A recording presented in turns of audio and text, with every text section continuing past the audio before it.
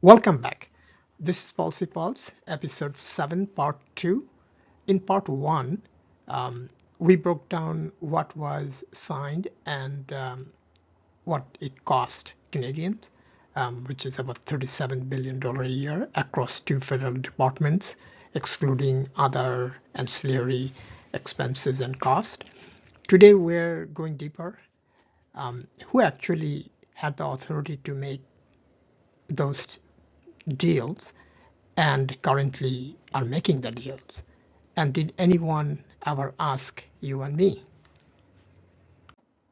Here's what we are covering today. Part one was about what, the treaties, the spending, the numbers. Part two is harder questions, who and whether. We're also trying to understand and answer two key questions that keep coming up. What does no land cession actually mean in real terms? And do Indigenous people pay Canadian income tax? In addition, we want to look at, did the BNA Act 1867 create indigenous rights or just move the file to Ottawa? Who gave Supreme Court power over Parliament on treaty rights? Did Canadians ever get a vote on any of this? Those would be answered. So let's dive in. Before we get into the constitutional history, a couple of numbers to anchor what's coming. The territory covered by the Peace and Friendship Treaties, where no land was ever surrendered, is roughly 140,000 to 160,000 square kilometers, the size of England and Scotland combined. So it's a large parcel of land. Aboriginal title there was never legally extinguished. That is the claim from Aboriginal community there. And the year 1949 matters for later. That's when Canada's Supreme Court became the country's final court of appeal, which replaced the Privy Council in London. Both of those facts matter for what's coming and to understand the subsequent rights and obligation the taxpayers are facing today. So what does no land cessation actually mean? In the Numbered Treaties 1 through 11, which we discussed, Indigenous nations signed language agreeing to cede, which is to surrender, release, and yield up their territory. That is how Canada legally acquired the title to the prairies and the north. The land changed hands in law. And of course, we have to be mindful that when we talk about law and legality, those are just really a creation of a modern society. But in reality, law means power, and power means whoever has the might, they have the right. So, setting that issue aside, the Peace and Friendship Treaties signed between 1725 and 1779 across the Maritime and Gaspé region contain none of that language. So Mi'kmaq and Olastoquk, if I'm pronouncing it right, agreed to peace and trade. They did not explicitly mention or agreeing to the issue of secession of land. The territory in question is Nova Scotia, New Brunswick, PEI, Gaspé Peninsula. Aboriginal title there was never legally extinguished, and that was part of the rationale for in the Supreme Court seminal case of R versus Marshall in 1999, where Supreme Court upheld Mi'kmaq commercial fishing rights, continues to reshape the Atlantic fishery today even. Those rights are still active because that land was never given up. At least that was the claim and the Supreme Court's view on the decision.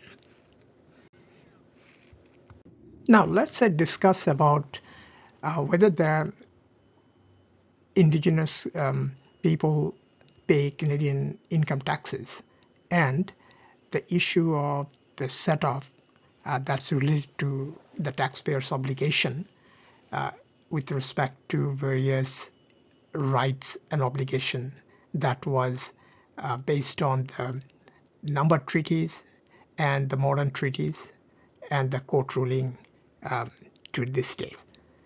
So the short answer is yes, Indigenous people do pay Canadian income taxes. However, there's a big but. Section 87 of Indian Act exempt status First Nations people from income tax, but only on income earned on reserve. So that's a gray area. I don't have the full reporting on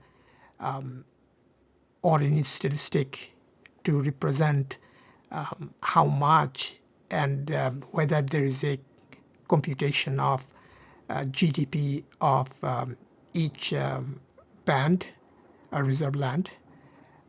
So those are the question, but there is no answer.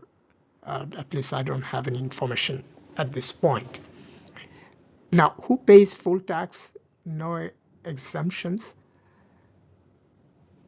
All Métis people, Inuit people, non-status Indigenous people, and status First Nations earning income off reserve, they pay taxes like any other Canadian. That's my understanding. The exemption cost the federal treasury, that's again an estimated $763 million a year in foregone revenue based on 2014 and 2015 figures.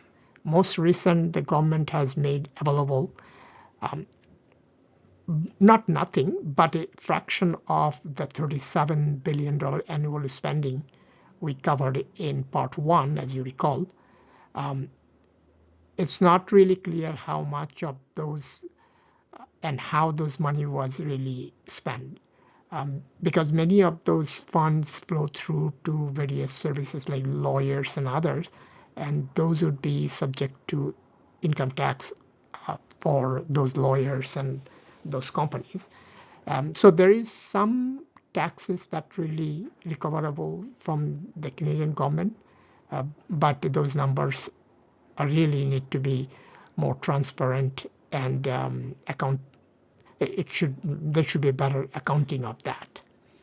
Now, as far as the setup question, the court has rejected the setup question again using Section 35, the constitutional rights of the Indigenous people as the basis for that. And also under Section 91(24) of the BNA Act, Indians and lands reserved for Indians is an exclusive federal responsibility. Ottawa provides roads, school, water, and fire protection on reserve because the Constitution requires it, not as a favor. Now, those are the more of a, I guess, controversial issue because those were not really in the original treaties, and those obligations were not really agreed by any Canadian citizens and taxpayers. Those were imposed by then the newly acquired power by the court after 1949. So we are basically hooked for a large amount of money. I believe the $37 billion that two of those federal ministry spend on Indigenous affairs is more than, I believe, what the Canadian military spend on their budget for the whole year. So that gives you some ballpark number. That's including the total expenditure by all police forces, courts, and the ministry related to those services in Canada. So this is a big file, big amount, and there should be better transparency and accountability. Just a quick number to note, the federal government spent per status First Nation person, this is the number from 2011 to 2012, approximately $9,056. Obviously, that number is more today. And At the same period of time, federal government spent about $7,360 for each Canadian. That's excluding municipal services and others. But it gives you a ballpark picture of the cost, of the burden of the taxpayers. Now let's look at the BNA Act 1867, what it did and did not do. Now the question of who actually authorized all of this. Let's start in 1867. Confederation created no new Indigenous rights. Section 9124 of the BNA Act simply moved the file from Britain to Ottawa, an administrative transfer of jurisdiction, not a rights grant. Parliament remained supreme.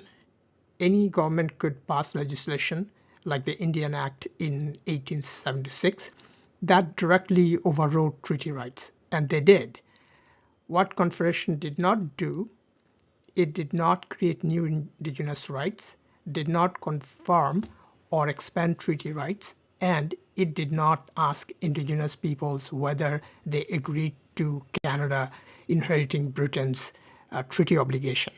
So obviously, a lot of really open question what happened at that time.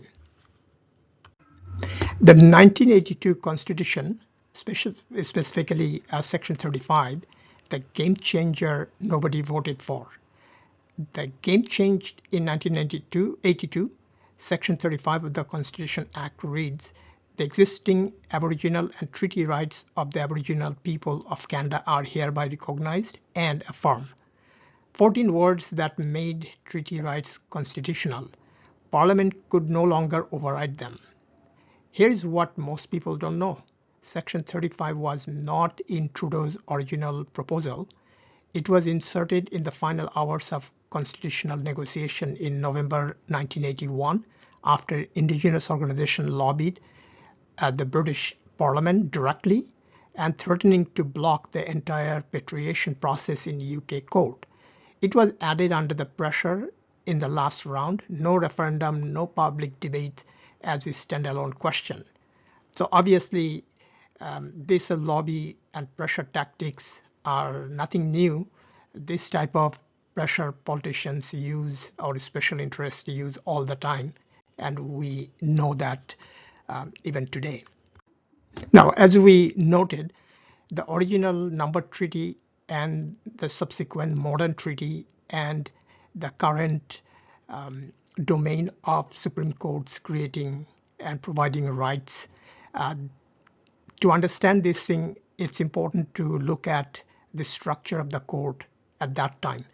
The Supreme Court's power before and after 1982. To understand what Section 35 really did, you need to understand how the Supreme Court's power changed. Many Canadians probably not aware of that. Before 1982, Parliament was supreme. The Supreme Court was created by statute. Parliament could amend or even abolish it. Until 1949, the final Court of Appeal wasn't even in Ottawa. As I mentioned before, it was the Judicial Committee of the Privy Council in London. On treaty rights, courts could rule on jurisdiction but could not strike down laws for violating Indigenous rights. Parliament could override treaties with ordinary legislation and did. Now, let's look at how Supreme Court power expanded after 1982. The Constitution is the supreme, and the Supreme Court can now strike down legislation that violates treaty rights.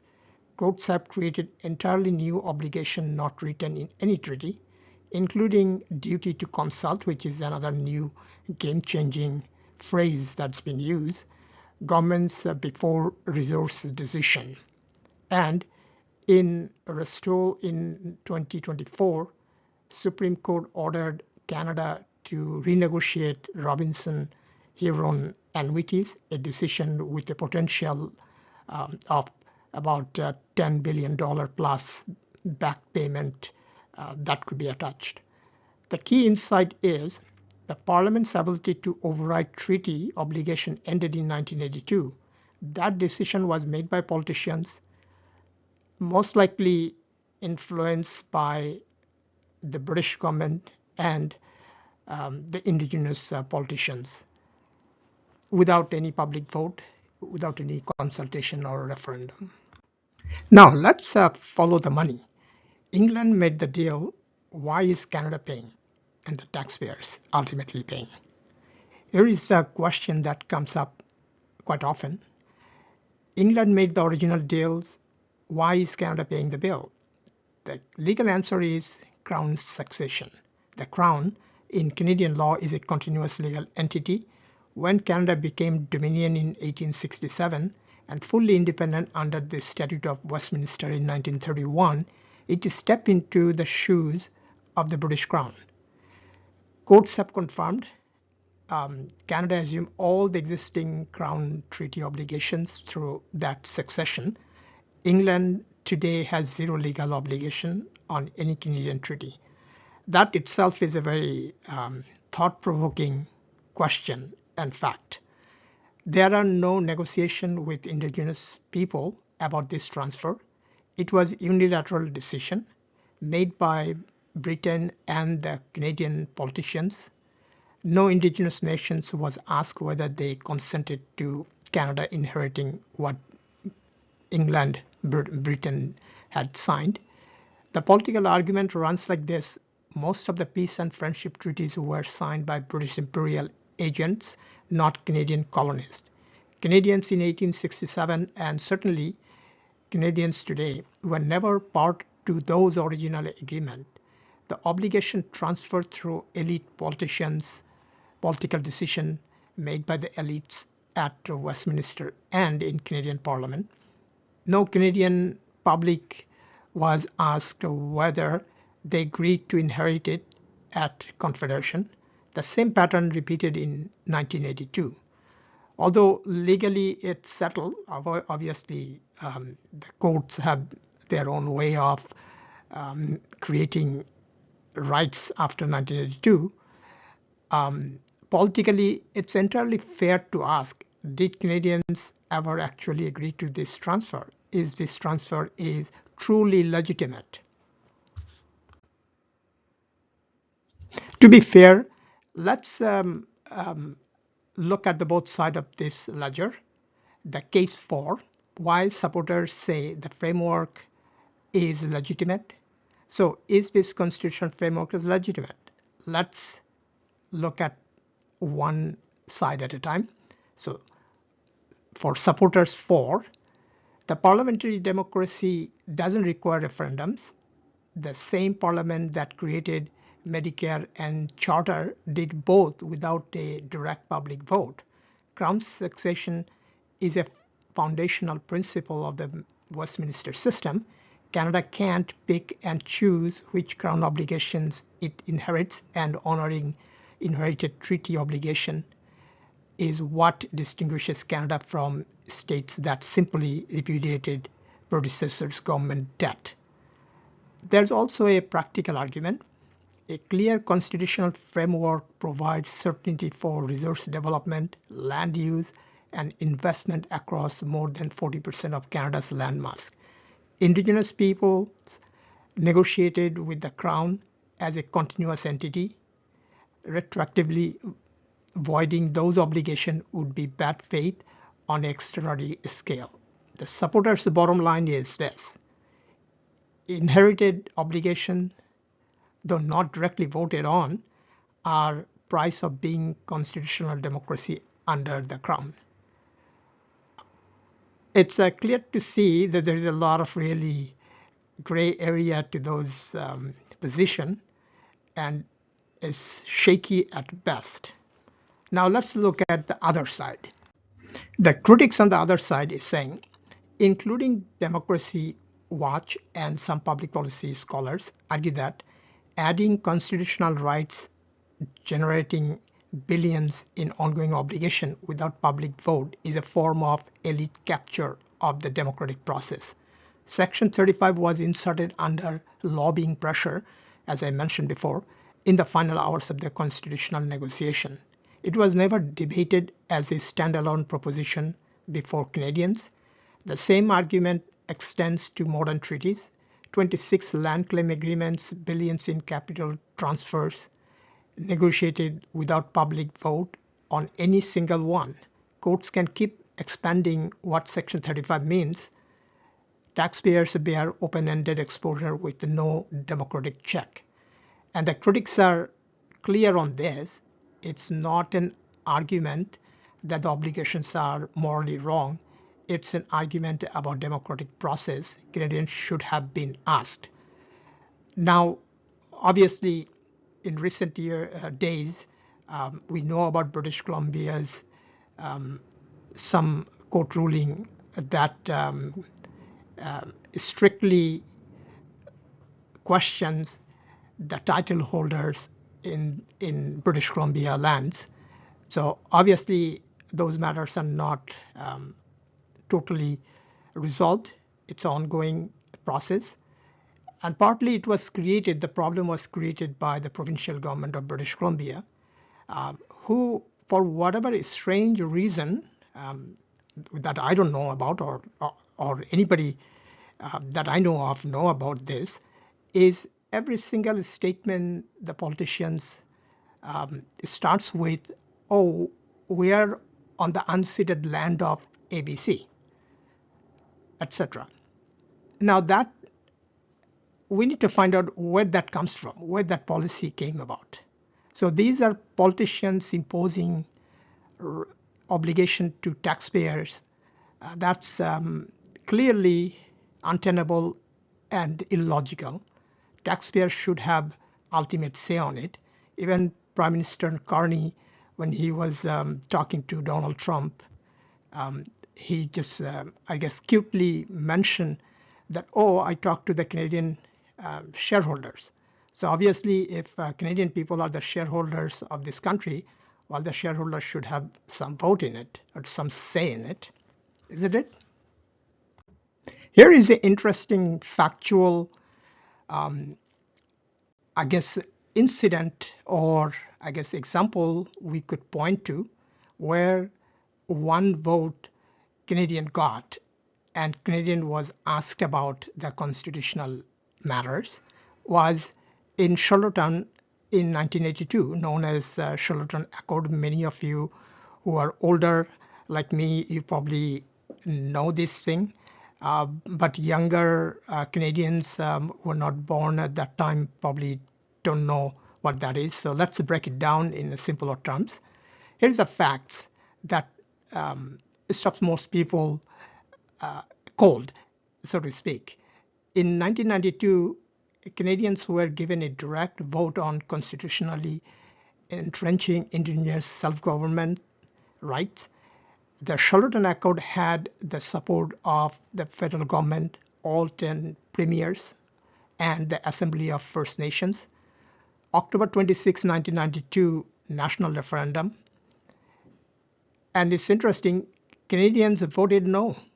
54.3% of Canadians voted no. Particularly, BC voted 68% against, Alberta 60, Manitoba 62, Quebec 57. Only 4 Atlantic provinces, as you can see from this chart, the Peace and Friendship Treaties voted in favor. After that defeat, governments did not go back to the public. They pursued the same policy objectives through negotiated treaties, court strategies, and legislation. In a way, the backdoor strategy. Every modern treaty signed since, every expansion of rights through the courts, none of it went to a referendum. That's a very telltale sign of why the politicians have been doing this. That is the democratic gap at the center of this file. The one time Canadians were asked directly about the constitutional rights obligation issue, they said no. Everything since then has been decided by politicians and judges and special interest group, and of course our favorite lawyers group who made billions in legal fees in constitutional files only. So here is the verdict or our summary of what we discussed in last two episodes.